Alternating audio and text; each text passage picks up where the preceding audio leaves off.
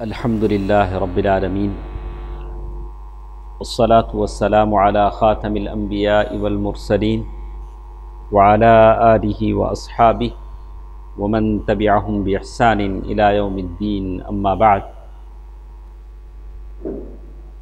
کل کے درس میں ہم نے سنا کہ جنگ اسلام میں اس کی صحیح تعریف، صحیح شکل کیا ہوتی ہے۔ اللہ کے نبی صلی اللہ علیہ وسلم نے جاہلیت کے زمانے میں جو جنگ کا تصور تھا اسے کیسے اللہ کے نبی نے امن پسندی کی طرف بدلا، اور اس کا کیا کیا اللہ کے نبی صلی اللہ علیہ وسلم جنگ کے وقت میں لوگوں کو وصیت کرتے تھے، تاکید کرتے تھے، نصیحت کرتے تھے۔ اس کے بعد ایک موقع ایسا آیا کہ اللہ کے دین میں لوگ فوج در فوج داخل ہونا شروع ہوئے۔ جب مکہ فتح ہو گیا تو لوگ بڑی تعداد میں، فتح مکہ کے بعد بت پرستی ختم کر دی گئی اور لوگوں کو پہچان حاصل ہو گئی کہ حق کیا ہے، باطل کیا ہے، تو لوگوں کے شبہات ختم ہو گئے اور بڑی تیز رفتاری کے ساتھ لوگوں نے اسلام قبول کرنا شروع کر لیا۔ عمر بن سلمہ رضی اللہ تعالی عنہ کا بیان ہے، عمر بن سلمہ صحابی ہیں، وہ بیان کرتے ہیں کہ اسلام لانے سے پہلے ہم لوگ پانی کے ایک چشمے پر آباد تھے۔ پہلے ایسا ہوتا تھا جہاں پانی کا چشمہ ہوتا تھا سارے وہاں بس جاتے تھے، پانی کے لیے پانی ملتا نہیں تھا، اور وہ ہمارا جو مقام تھا لوگوں کی گزرگاہ کے قریب تھا، لوگ وہاں سے راستہ طے کرتے تھے، ہمارے ہاں سے قافلے گزرتے رہتے اور ہم ان سے پوچھتے رہتے تھے کہ لوگوں کا کیا حال ہے۔ عمر بن سلمہ رضی اللہ تعالیٰ عنہ کہتے ہیں، اور خاص کر میں پوچھتا کہ اس آدمی کا کیا حال ہے، یعنی اللہ کے نبی صلی اللہ علیہ وسلم کے بارے میں، اور کیسا ہے۔ لوگ کہتے کہ وہ سمجھتا ہے کہ وہ اللہ کا پیغمبر ہے، اللہ کے نبی صلی اللہ علیہ وسلم کی باتیں بتاتے، اور یہ بتاتے کہ محمد صلی اللہ علیہ وسلم دعویٰ کرتے ہیں کہ ان کے پاس وحی آتی ہے اور اللہ نے وحی بھیجی ہے، تو جو باتیں میں ان سے سنتا وہ میں یاد کر لیتا۔ عمر بن سلمہ رضی اللہ تعالیٰ عنہ اسلام لانے سے پہلے بہت ساری باتیں انہوں نے یاد کر لی، ایسا لگتا کہ یہ باتیں میرے سینے سے چپک جاتی تھیں۔ اور بہت سارے لوگ ایسے تھے جو فتح مکہ کا انتظار کرتے تھے۔ فتح مکہ میں اگر مسلمانوں کے علاوہ قریش کو اگر فتح ملتی ہے تو وہ لوگ ان کے لیے کافی ہو جائیں گے، اگر مسلمانوں کو فتح ملتی ہے تو ہم لوگ مسلمان ہو جائیں گے۔ تو کہتے ہیں جب مکہ فتح ہوا تو ہر قوم نے اپنے اسلام کے ساتھ مدینے کی جانب پیش رفت کی۔ عمر بن سلمہ رضی اللہ تعالیٰ عنہ کہتے ہیں، تو عمر بن سلمہ رضی اللہ تعالیٰ عنہ کہتے ہیں کہ میرے ابا بھی اپنی قوم کے ساتھ مدینہ تشریف لے گئے، اور جب اللہ کے نبی صلی اللہ علیہ وسلم کی خدمت میں نبی سے واپس آئے، اللہ کے نبی صلی اللہ علیہ وسلم اللہ کے نبی سے ملاقات کر کے واپس آئے، تو کہا کہ میں تمہارے پاس ایک سچے نبی کے پاس سے آ رہا ہوں۔ میرے ابا نے کہا کہ میں مدینہ جا کر ایک سچے نبی سے مل کر آ رہا ہوں۔ اللہ کے نبی صلی اللہ علیہ وسلم نے کیا کہا کہ فلاں نماز فلاں وقت پڑھو۔ عمر بن سلمہ رضی اللہ تعالیٰ عنہ کے والد کو اللہ کے نبی صلی اللہ علیہ وسلم نے سمجھا کر بھیجا کہ فلاں وقت نماز پڑھو، اور جب نماز کا وقت ہو جائے تو تم میں سے ایک آدمی اذان کہے، اور جسے قرآن زیادہ یاد ہو وہ امامت کرے۔ عمر بن سلمہ رضی اللہ تعالیٰ عنہ کے بارے میں ہم لوگ پڑھ رہے تھے کہ اسلام لانے سے پہلے وہ ایسی جگہ آباد تھے جہاں سے لوگ گزرتے تھے، پانی کا چشمہ تھا، تو گزرنے والوں سے پوچھتے کہ اللہ کے نبی کیا ہیں، کیسے کہتے ہیں، کیا بولتے ہیں، تو لوگ بتاتے ادھی یہ آیت، وہ کہتے ہیں کہ آیت اللہ کی طرف سے نازل ہوئی۔ اسلام لانے سے پہلے وہ آیتوں کو یاد کر لیتے، جو آیتیں لوگوں سے سنتے۔ مکہ فتح ہوا، عمر بن سلمہ رضی اللہ تعالیٰ عنہ کے ابا مدینہ آئے، مسلمان ہوئے، پھر وہاں سے واپس گاؤں آئے ان کے، آ کر کہا کہ میں اللہ کے سچے نبی کے پاس سے آیا ہوں، انہوں نے یہ باتیں بتائی ہیں کہ فلاں وقت پہ نماز پڑھو، اور جسے قرآن زیادہ اچھا یاد ہے وہ نماز پڑھائے۔ تو آپ کون پڑھائے رہیں گے؟ عمرو بن سلمہ رضی اللہ۔ اسلام لانے سے پہلے ہی انہوں نے قرآن یاد کیا، بہت ساری آیتیں یاد کی، بالکل کم عمر تھے۔ انہی کی حدیث سے لوگ استدلال کرتے ہیں کہ کم عمر بچے بھی امامت کر سکتے ہیں، جبکہ فقہ پر چلنے والے اپنے اپنے اصول بناتے ہیں کہ اس کے لیے داڑھی آنی چاہیے، مونچھ آنی چاہیے، پتہ نہیں کیا کیا بناتے ہیں، لیکن یہ حدیث بتاتی ہے عمرو بن سلمہ رضی اللہ تعالیٰ عنہ کی کہ کم عمر ہی میں انہوں نے کیا کیا؟ امامت کی۔ اس حدیث سے اندازہ ہوتا ہے کہ فتح مکہ کے بعد حالات بدل گئے، اللہ نے اسلام کو قوت بخشا، اور یہ 2 برس 9 سن ہجری 10 سن ہجری میں لوگ بہت زیادہ تعداد میں لوگ آ کر مسلمان ہوتے گئے۔ تو کہتے ہیں حجۃ الوداع کے موقع پر 1,24,000 1,24,000 یا 44,000 44,000 اتنے لوگ حجۃ الوداع کے موقع پر تھے، صحابہ، بڑی تعداد ہو گئی۔ اور یہ سارے کے سارے رسول اللہ صلی اللہ علیہ وسلم کے اطراف لبیک کہہ رہے تھے، لبیک کی آواز سے پورا ماحول گونج رہا تھا۔ تو اس کے بعد کچھ اور باتیں ہمارے ساتھ ہیں وفود کی۔ وفد کہتے ہیں ایک خاص جماعت جو خاص مقصد کے لیے آپ کے پاس آئے، کسی کام سے کچھ لوگ آپ کے پاس آتے ہیں تو اس کو کیا کہتے ہیں؟ اس جماعت کو وفد۔ وفد کی شکل میں آئے، ایک جماعت کی شکل میں۔ تو اللہ کے نبی صلی اللہ علیہ وسلم کے پاس 70 سے زیادہ وفود آئے، جگہ جگہ سے، یمن سے، طائف سے، نجران، یعنی ہر جگہ سے 70 سے زائد آئے۔ تو شیخ لکھتے ہیں کہ اتنے سارے لوگوں کی تفصیل یہاں ہم بتا نہیں سکتے ہیں، کچھ لوگوں کا انہوں نے تذکرہ کیا۔ سب سے پہلے لیکن یہ جو وفود آئے ہیں، وفود اللہ کے نبی صلی اللہ علیہ وسلم کے پاس جو ٹیمیں آئی ہیں، ملنے کے لیے آئی ہیں، تو ان کا استقبال اللہ کے نبی صلی اللہ علیہ وسلم کرتے تھے، اچھا رسپانس دیتے تھے، ان کو ٹہراتے تھے، تحفے تحائف دیتے تھے، ان کی عزت و تکریم کرتے تھے۔ یہ بہت بڑی بات ہے۔ تو آپ دیکھیں گے کہ ہر وفد میں کچھ نہ کچھ نصیحت کی باتیں، کچھ نہ کچھ یہ پوشیدہ ہیں۔ سب سے پہلے انہوں نے ذکر کیا وفد عبد القیس کا۔ وفد عبد القیس، یہ قبیلے والے 2 مرتبہ اللہ کے نبی صلی اللہ علیہ وسلم کی خدمت میں آئے، پہلی بار 5 سن ہجری میں، اب دوسری بار 9 سن ہجری میں۔ پہلی بار آنے کا مقصد یہ تھا کہ اس قبیلے کا ایک آدمی منقذ بن حیان سامان تجارت لے کر مدینہ آ جایا کرتا تھا۔ وہ جب پہلی مرتبہ مدینہ آیا، وہ آدمی وفد عبد القیس کا آدمی مدینہ آیا، منقذ بن حیان سامان تجارت لے کر مدینہ آتا تھا۔ تو مدینہ آنے کے بعد اسے اسلام کے بارے میں جانکاری ہوئی تو وہ مسلمان ہو گیا، اور نبی صلی اللہ علیہ وسلم کا ایک خط لے کر اپنی قوم کے پاس گیا۔ ان لوگوں نے بھی اسلام قبول کر لیا، اور ان کے 13 یا 14 آدمیوں کا ایک وفد حرمت والے مہینے میں اللہ کے نبی صلی اللہ علیہ وسلم کی خدمت میں حاضر ہوا۔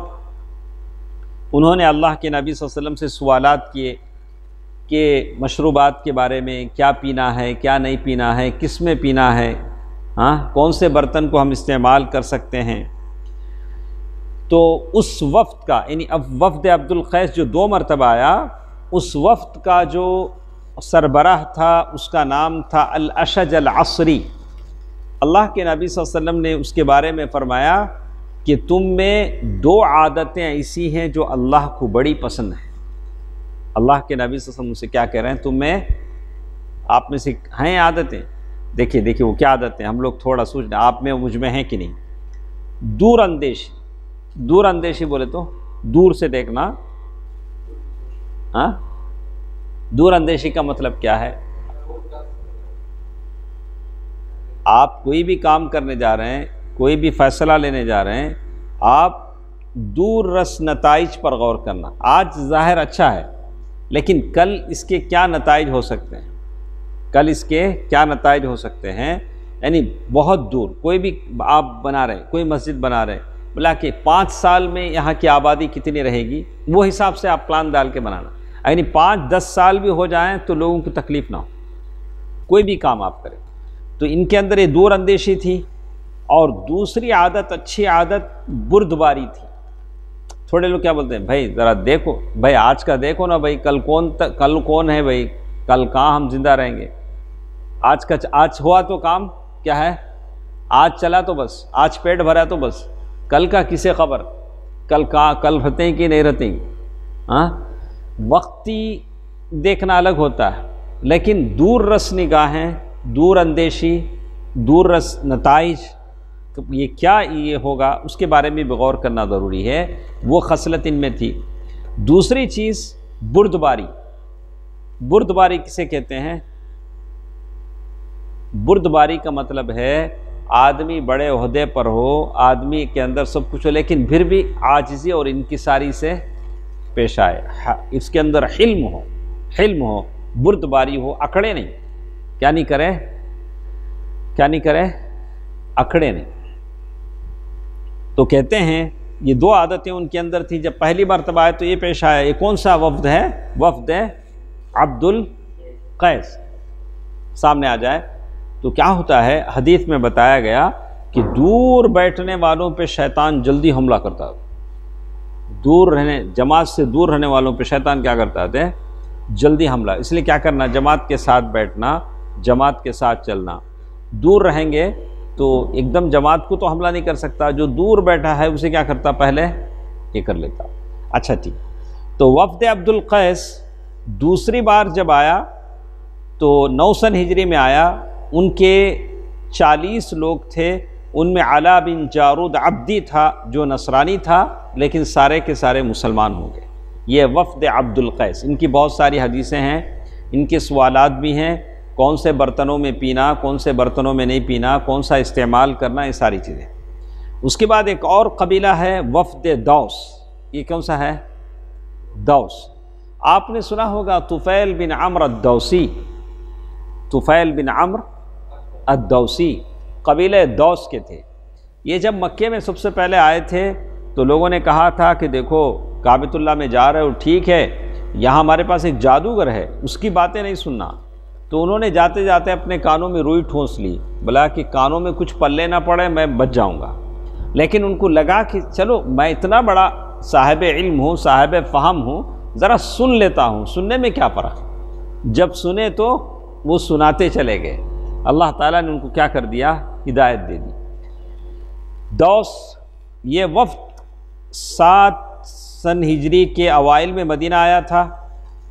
اس وقت خیبر میں اللہ کے نبی صلی اللہ علیہ وسلم تھے، خیبر کی جنگ ہو رہی تھی 7 سن ہجری میں۔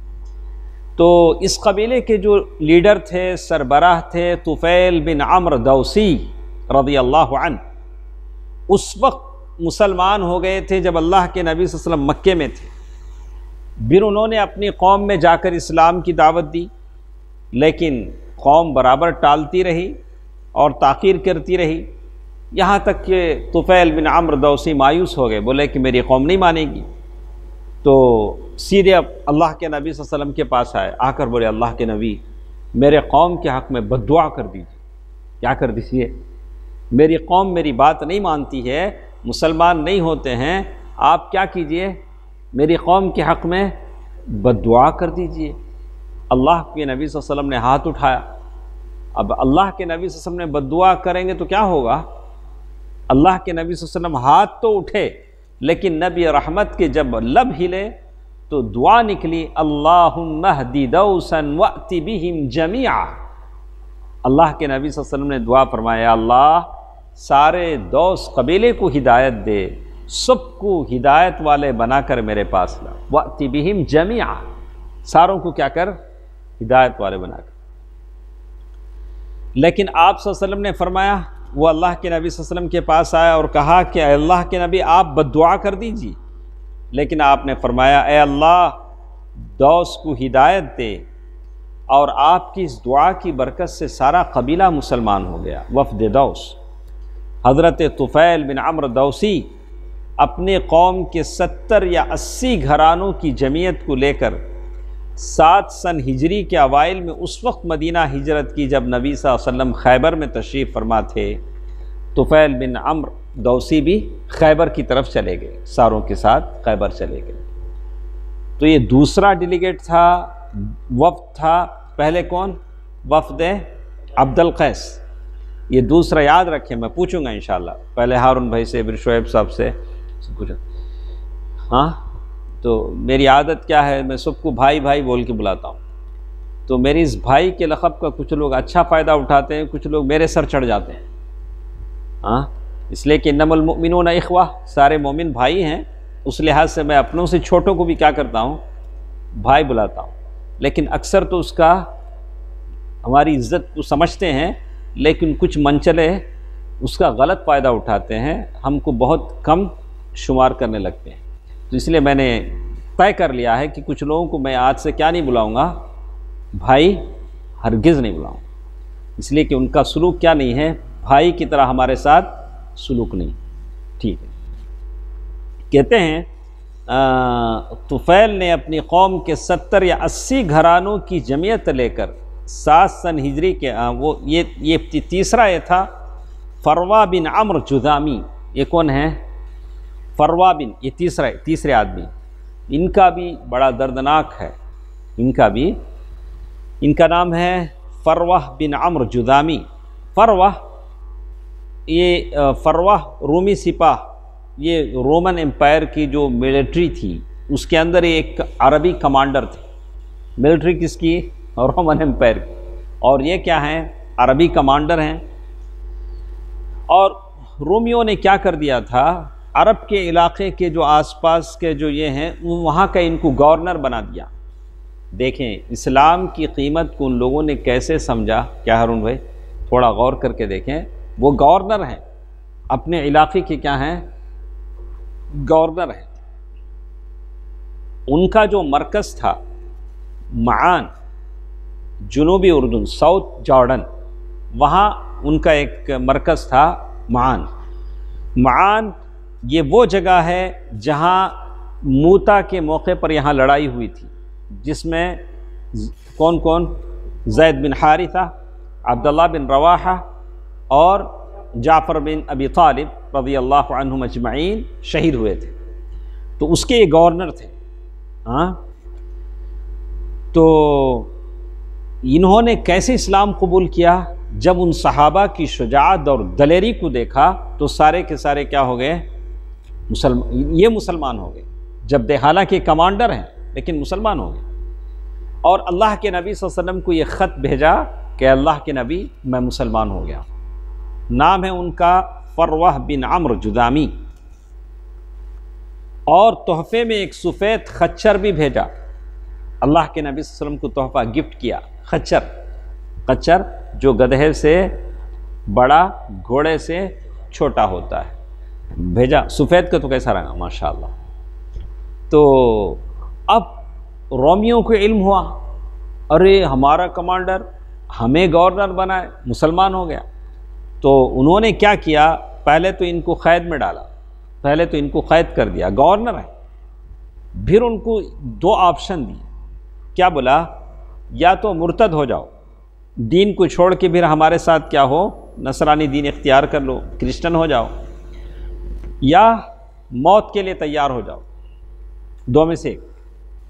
تو ہم لوگ جانتے ہیں اسلام جب ایک مرتبہ جسم میں داخل ہو جاتا ہے تو وہ جان سے جاتا ہے، لیکن اسلام کوئی سچا مسلمان دین چھوڑنے کو کیا نہیں کرتا، تیار نہیں ہوتا ہے۔ تو فروہ بن عمرو جذامی انہوں نے موت کو ترجیح دی۔ انہوں نے کہا مجھے دین چھوڑنا پسند نہیں ہے، بھلے میری گورنری چلے جائے، جان چلی جائے، لیکن میں دین چھوڑنے کو تیار نہیں ہوں۔ تو انہی فلسطین میں ایک جگہ ہے عفرا، وہاں لے جا کر انہی سولی دے کر شہید کر دیا گیا۔ یہ حالانکہ گورنر تھے، ساری تخت و تاج سلطنت کو چھوڑ دیا اور شہادت کا رتبہ اللہ کے پاس پا لیا۔ یہ تھے انشاءاللہ فروہ بن عمرو جذامی۔ ایک اور وفد جس کا ذکر کرتے ہوئے کہتے ہیں وفد صدا، یہ وہ ڈیلیگیٹ ہے، اس کا نام ہے صدا۔ یہ وفد، یہ جماعت 8 سن ہجری میں اللہ کے نبی صلی اللہ علیہ وسلم جعرانہ سے، جعرانہ کون سا مقام ہے؟ یہاں کیا ہوا تھا؟ جعرانہ کون سا مقام ہے؟ اللہ کے نبی صلی اللہ علیہ وسلم نے مال غنیمت تقسیم کیا تھا۔ ثقیف کا جتنا بھی مال غنیمت تھا سب کو اللہ کے نبی، حنین کے بعد کیا کیا تھا؟ مال غنیمت تقسیم کیا تھا۔ تو یہ وفد جعرانہ سے رسول صلی اللہ علیہ وسلم کی واپسی کے بعد حاضر خدمت ہوا۔ اس کی وجہ یہ ہوئی کہ رسول اللہ صلی اللہ علیہ وسلم نے 400 مسلمانوں کی ایک مہم تیار کر کے اسے حکم دیا کہ یمن کا وہ گوشہ روند آویں جس میں قبیلہ صدا رہتا ہے۔ ایک 400 کی ٹیم اللہ کے نبی سے بھیجے کہ یمن کے ایک علاقے میں یہ قبیلہ صدا نامی رہتا ہے، صرف وہاں تک جا کر مارچ کر کے آئیں۔ یہ مہم ابھی وادی قنات کے سرے پر خیمہ زن تھی کہ حضرت زیاد بن حارث صدائی کو اس کا علم ہو گیا۔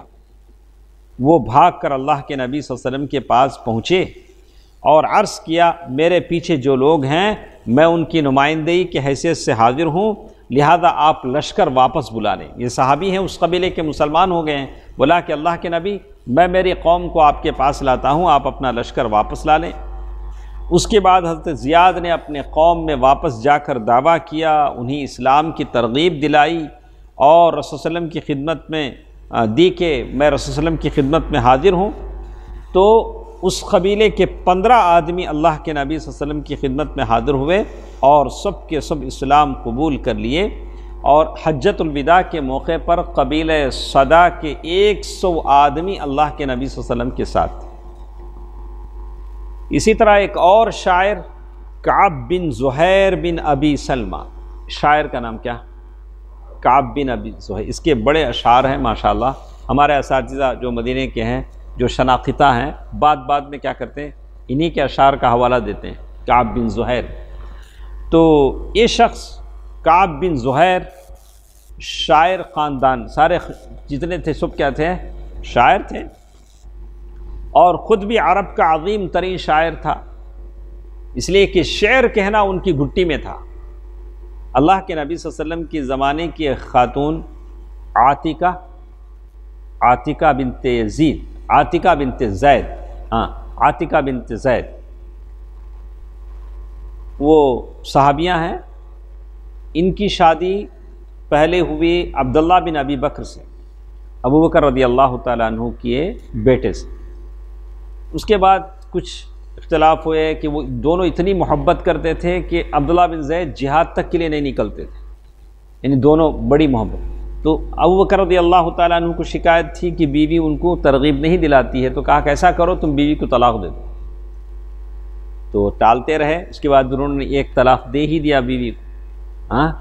تو اس کے بعد انہوں نے اشعار کہے، میں نے غلط کیا، مجھے نہیں دینا چاہیے تھا، بے قصور کہ میں نے بیوی کو طلاق دے دی۔ تو ابو بکر رضی اللہ تعالیٰ عنہ نے دیکھا کہ بیٹا گھلا جا رہا ہے، تو اس فکر میں بیٹا گھلا جا رہا ہے، کہا کہ اچھا کرو بیوی کو واپس بلا لو۔ بیوی کو واپس بلا لی، اور اس کے بعد جب پھر جنگوں کا موقع آیا تو حوازن، قبیلہ حوازن کی جنگ میں وہ بڑے تیر انداز تھے، تو اس جنگ میں عبداللہ بن ابی بکر شریک رہے، تو ایک تیر لگا، اس تیر کی وجہ سے وہ زخمی ہوئے، زخم سوکھا، پھر 2-3 سال کے بعد پھر زخم ابھرا، اسی میں ان کا انتقال ہو گیا۔ اس کے بعد عاتقہ رضی اللہ تعالیٰ عنہ، انہوں نے پھر مرثیہ کہا، میرے شوہر اتنے بہادر تھے، اتنے سارے اشعار کہیں۔ اس کے بعد یہ ان کے شادی کیا ان سے کس نے؟ پھر ان سے شادی کیا وہ ہمارے کون تھے؟ عمر فاروق رضی اللہ تعالیٰ، عمر فاروق رضی اللہ تعالیٰ۔ پھر ان کی شہادت ہوئی، تو عمر فاروق رضی اللہ تعالیٰ عنہ کی شادی کا جب ولیمہ ہوا تو حضرت علی بھی تھے۔ حضرت علی رضی اللہ تعالیٰ عنہ نے وہ شعر یاد دلایا جو اپنے پہلے شوہر کی وفات، تو حضرت عاتقہ رونے لگی ولیمے میں، تو جو ہو چکا تھا اس کو کیا کرنا تھا؟ بھول جا۔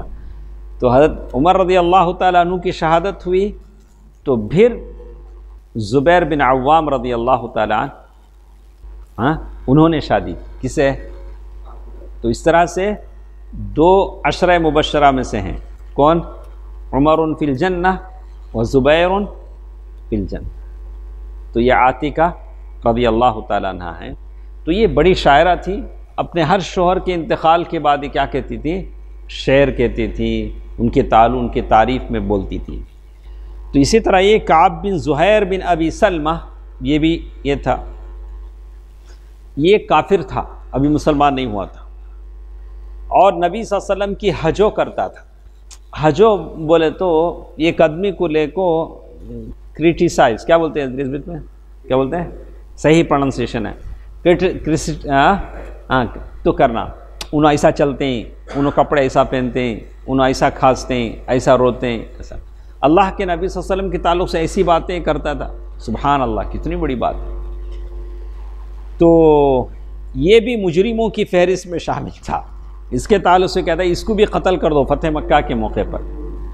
لیکن جیسے کہا، وہ مجرموں کی لسٹ میں اس کا نام تھا جن کے تعلق سے کہا گیا تھا کہ اگر وہ خانہ کعبہ کا پردہ بھی پکڑے ہوئے پائے جائیں تو ان کی گردن نکال دی جائے۔ اس لسٹ میں کعب بن زہیر کا نام بھی تھا، لیکن یہ شخص کیا بھاگ گیا، بچ نکلا۔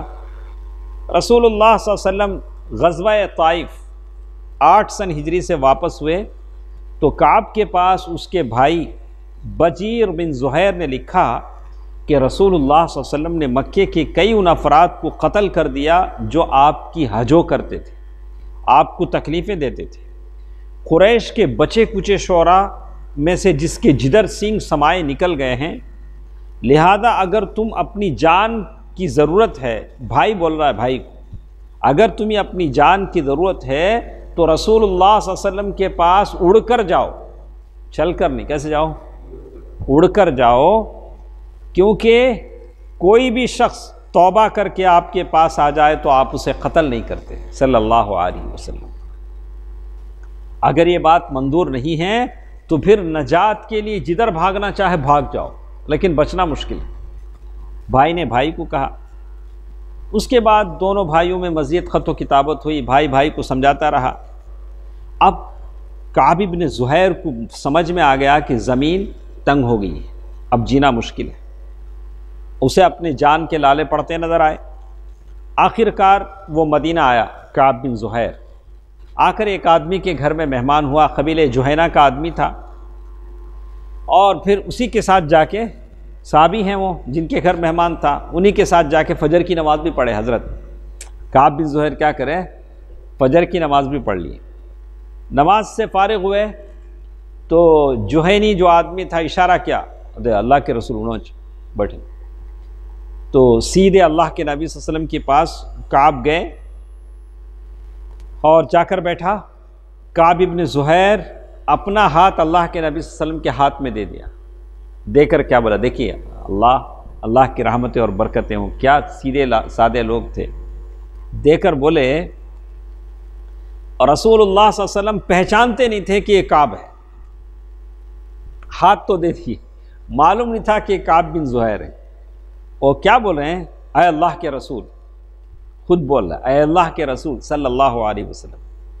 کعب بن زہیر توبہ کر کے مسلمان ہو گیا ہے، آپ سے امن چاہتا ہے، تو کیا اگر میں اسے آپ کے پاس لے آؤں تو کیا آپ اس کے اسلام کو قبول کر لیں گے؟ خود پوچھ رہا ہے۔ لیکن اللہ کے نبی صلی اللہ علیہ وسلم معلوم نہیں کہ یہ کعب بن زہیر ہے۔ آپ صلی اللہ علیہ وسلم نے فرمایا کہ ہاں بالکل میں اس کو امن دے دوں گا۔ تو اس نے کہا کہ میں ہی کعب بن زہیر ہوں۔ کیا بولے ہو؟ میں ہی کعب بن زہیر ہوں۔ اب جیسے ہی بولے، وہاں سے ایک انصاری صحابی اٹھے، بولے یا رسول اللہ چھوڑ دو۔ کہا کہ اے اللہ کے رسول میں اس کی گردن مار دیتا ہوں۔ جیسے معلوم ہوا، وہاں سے ایک انصاری صحابی اٹھے، بولے اللہ کے رسول اجازت دیجیے میں اس کی گردن نکال دوں۔ تو اللہ کے نبی صلی اللہ علیہ وسلم فرمایا کہ چھوڑ دو، یہ شخص توبہ کر کے آیا ہے، پچھلی خطائیں باتوں سے وہ تائب ہو کر آیا ہے۔ تو اس کے بعد فوراً کعب بن زہیر کو جوش آیا، اللہ کے نبی صلی اللہ علیہ وسلم کے تعلق سے انہوں نے قصیدہ پڑھنا شروع کیا تو وہ شاعر تھے، فوراً بولتے تھے سعاد دور ہو گئی تو میرا دل بے قرار ہے۔ سعاد عورت کا نام تھا، اس کے پیچھے بارافتہ اور بیڑیوں میں جھگڑا ہوا ہے، اس کا فدیہ نہیں دیا گیا۔ یعنی اللہ کے نبی صلی اللہ علیہ وسلم سے جو کچھ حجو کرتا تھا اس کے تعلق سے ایک لمبا قصیدہ انہوں نے کہا، نبئت ان رسول اللہ صلی اللہ علیہ وسلم اوعدنی والعفو عند رسول اللہ معمول مہلا ہداک۔ یعنی بڑی لمبی انہوں نے یہ کہا، مجھے بتایا گیا ہے کہ اللہ کے رسول نے مجھے دھمکی دی ہے۔ بتایا تھا اللہ کے نبی صلی اللہ علیہ وسلم نے ان لوگوں کو اس کو قتل کر دیں اس میں، حالانکہ اللہ کے رسول سے درگزر کی توقع ہے۔ آپ صلی اللہ علیہ وسلم ٹھہریں، چغل خوروں کی بات نہ سنیں۔ کیا بولیں کہ آپ چغل خوروں کی بات نہ سنیں، وہ ذات آپ کی رہنمائی کرے۔ انہی لمبی اشعار انہوں نے بیان کیے۔ اس کے بعد اب دیکھیے اصل مسئلہ دیکھیے، اب یہاں اللہ کے نبی صلی اللہ علیہ وسلم کے پاس مہاجرین بھی ہیں، انصار بھی ہیں۔ مہاجرین کی تعریف کی، کیونکہ مہاجرین کچھ نہیں بولے نا، کیا بولے؟ یمشون مشی الجمال الزہر عاصمہم، وہ قریش مہاجر خوبصورت مٹکتے اونٹ کی چال چلتے ہیں۔ شاعر کیا ہے، کس کو تشبیہ دیں گے؟ جو دیکھتے ہیں اسی کو دیں گے۔ وہ آدمی اونٹ کی طرح ہے تو ماشاءاللہ اونٹ کی طرح خوبصورت، اور شمشیر زنی ان کی حفاظت کرتی ہے، ایسے بولے۔ اس کے بعد بولا جبکہ ناٹے کھوٹے کالے کلوٹے لوگ راستہ چھوڑ کر بھاگتے ہیں۔ اس سے کیا مراد تھا؟ وہ انصار لوگ۔ تو کیوں ایسا بولے؟ وہ مجھے چھوڑو قتل کر تم بولے نہیں، اس کے واسطے بولے۔ لیکن جب بعد میں مسلمان ہو گئے تو انصار کی بھی انہوں نے تعریف کی اور اس کی تلافی کہا، من سرہ کرم الحیات فلا یزل فی مقنب من صالح الانصار ورث المکارم، یعنی جسے کریمانہ زندگی پسند ہو وہ ہمیشہ صالح انصار کی کسی دستے میں رہے۔ اب انصار کی تعریف کی، انہوں نے خوبیاں باپ دادا سے ورثہ میں پائی ہیں، در حقیقت اچھے لوگ وہی ہیں جو اچھوں کی اولاد ہوں۔ اب انصار کی بھی کیا تعریف کی۔ یہ کون شاعر ہیں؟ کعب بن زہیر، مشہور شاعر عرب۔ آپ بھی یاد کر سکتے ہیں اشعار، ماشاءاللہ بڑے اچھے پیارے پیارے شعر ہیں۔ تو وفد عذرہ، وفد اور ایک ڈیلیگیٹ ہے عذرہ، یہ وفد سفر 9 سن ہجری میں مدینہ آیا۔ 12 آدمیوں پر یہ مشتمل تھا۔ کتنے؟ 12 آدمیوں پر۔ اس میں حمزہ بن نعمان بھی تھے۔ جب وفد سے پوچھا گیا کہ آپ کون لوگ ہیں تو ان کے نمائندے نے کہا کہ ہم بنو عذرہ ہیں، قصی کے اخیافی بھائی ہیں، ہم نے ہی قصی کی تاکید کی تھی اور قزاع اور بنو بکر کو مکے سے نکالا تھا شروع میں، جب وہاں آ کر اسماعیل بسی تھی اور زمزم کا کنواں نکلا تھا، زمزم کا پانی، وہ اس وقت کی حالات۔ اس پر نبی صلی اللہ علیہ وسلم نے خوش آمدید کہا اور ملک شام کے فتح کیے جانے کی بشارت دی۔ اور اللہ کے نبی صلی اللہ علیہ وسلم جو بھی، دیکھیں اچھی طرح نوٹ کیجئے، جو بھی وفود آتے تھے وہاں جو خرابیاں تھیں اس سے بچنے کی اللہ کے نبی صلی اللہ علیہ وسلم تاکید کرتے تھے۔ یہ لوگ کاہنہ عورتوں سے قسمت پوچھتے تھے، جیسے ہمارے پاس ہاتھ بتا کے پوچھتے نہیں، طوطا والے سے، یا کہیں طوطے والے نہیں، یہاں بھی ایک لائن سے بڑھے وہاں پوچھے تو انہیں پھر دوسرا بولتے نہیں۔ تو اسی لیے کہا کہ اگر اس کی باتوں کی تصدیق کر لیں تو کتنے دن کی عبادت قبول نہیں ہوگی؟ اللہ المستعان۔ تو اللہ کے نبی صلی اللہ علیہ وسلم منع فرماتے تھے، کاہنہ عورتوں سے سوال کرنے سے منع کیا اور ان ذبیحوں سے روکا جنہیں یہ لوگ حالت شرک میں ذبح کیا کرتے تھے۔ مشرک کا ذبیحہ حلال نہیں ہوتا۔ وہاں کیا ہوتا ہے آپ لوگ جانتے ہیں کہ کتنے لوگ بسم اللہ بول کے ذبح کرتے ہیں۔ تو میں چاہتا ہوں جو لوگ بھی ذبح کرتے ہیں ان کو باقاعدہ ٹریننگ دینی چاہیے، کیسے ذبح کریں، کیسے بسم اللہ بولیں، ٹھیک ہے۔ اس کے بعد اس وفد نے اسلام قبول کیا اور چند روز ٹھہر کر واپس چلے گئے۔ اسی طرح اور ایک وفد جس کے بارے میں کہا، یہ ربیع الاول 9 سن ہجری میں مدینہ آیا اور حلقہ بگوش اسلام ہو کر 3 روز مقیم رہا، 3 روز مدینے میں رہا۔ دوران قیام وفد کے رئیس ابو الذبیب نے دریافت کیا، کیا ضیافت میں بھی اجر ہے کیا شعبہ؟ ضیافت میں اجر ہے؟ ضیافت کسے بولتے ہیں؟ میرے گھر میں ضیافت ہے، ضیف کے معنی مہمان، مہمان کو کھلائے تو اجر ملتا کیا؟ بولتے ہیں مہمان اپنی روزی لے کر خود آتا ہے. ہاں، تو آپ نے بھی نوٹ کیا جب آپ کے گھر کوئی مہمان آتے ہیں تو اللہ تعالیٰ رحمت سے کیا کرتے ہیں، ادھر سے ادھر سے آپ کی مہمان نوازی بڑھ جاتی. ہاں، آپ بھی اچھا کھانے لگتے ہیں مہمان کے بہانے. ہاں، تو ہاں صحیح ماشاء اللہ. تو دیکھتے ہیں کہ انہوں نے سوال کیا کہ کیا مہمان کو کھلانے میں بھی اجر ہے؟ رسول اللہ صلی اللہ علیہ وسلم نے فرمایا کہ ہاں، کسی مالدار یا فقیر کے ساتھ جو بھی اچھا سلوک کرو گے وہ صدقہ ہے. مالدار کے ساتھ اچھا سلوک کرو، کھلاؤ پلاؤ، یا فقیر کے ساتھ کہ وہ بھی کیا ہے، صدقہ ہے. اس نے پوچھا مدت ضیافت کتنی ہیں، اس کا بھی لحاظ کرنا. آئے تو جاتے نہیں، کب جاتے پوچھنا پڑتا، ایسا نہیں. کسی کے گھر جائیں تو کتنے دن؟ 3 دن. 3 دن. مدت ضیافت کتنی ہیں؟ 3 دن. آج نہ تو وہ ضیافتیں ہیں نہ تو وہ ساری چیزیں ہیں، تو قصہ پارینہ بن چکی ہیں. ہاں، تو مدت ضیافت 3 دن ہے. آپ نے فرمایا 3 دن. اس کے بعد اس آدمی نے پوچھا جو قوم کا سردار تھا، کسی لاپتہ شخص کو، کسی لاپتہ شخص کی، یعنی یہ کوئی بکری مل گئی، ایسے ہی یہاں جو لکھا پڑھو، کسی لاپتہ شخص کی گمشدہ بھیڑ بکری مل جائے تو کیا حکم ہے؟ یعنی کون سا تو بکرا مل گیا، کیا تم جانور مل گیا، کس کا معلوم نہیں، کیا کرنا؟ کیا کرنا؟ ہاں، کیا کرنا؟ کیا کرنا؟ نہیں ویسا نہیں. یہاں کیا ہے، یہ دیکھیے، آپ نے فرمایا وہ تمہارے لیے ہے، وہ تمہارے لیے، یا تمہارے بھائی کے لیے ہے، یا پھر بھیڑیے کے لیے. تمہیں رکھ لو، تمہیں چھوڑے تو دوسرا رکھ لیتا، دوسرا بھی چھوڑے تو کوئی جانور کھا لیتا. ہاں، پہلے تو اس کو ہم بتائیں گے کہ بھئی یہ کس کا ہے. کوئی نہیں آتا ہے تو وہ جو جس مالک کو ملتا ہے اس کا ہے. اب انہوں نے ایک اور سوال کیا کہ اونٹ اگر مل جائے تو، گمشدہ اونٹ اگر کسی کا مل گیا اس کا کیا حکم ہے؟ تو آپ نے فرمایا صلی اللہ علیہ وسلم تمہیں اس سے کیا واسطہ؟ اللہ کے نبی صلی اللہ علیہ وسلم نے کیا فرمایا؟ تمہیں اس سے کیا واسطہ، اسے چھوڑ دو یہاں تک کہ اس کا مالک اسے پا جائے. اس کا مالک کیا کرے؟ اس لیے کہ اونٹ کئی دن کا کھانا پانی اپنے پیٹ میں کیا کرتا ہے؟ اسٹور کرتا ہے. تو وہ گھوم سکتا ہے، وہ گھومے گا ادھر جائے گا ادھر، جہاں تک کا اس کا مالک کیا کرے، اسے پالے. اس کے بعد 2 منٹ، اس کے بعد ایک اور، نہیں اس کو پورا کر لیتے ہیں. قبیلہ ثقیف، یا اللہ بہت لمبا ہے، قبیلہ ثقیف کا بہت لمبا ہے. وفد ثقیف، تو وفد ثقیف ہم لوگ شروع ہی سے پڑھے ہیں.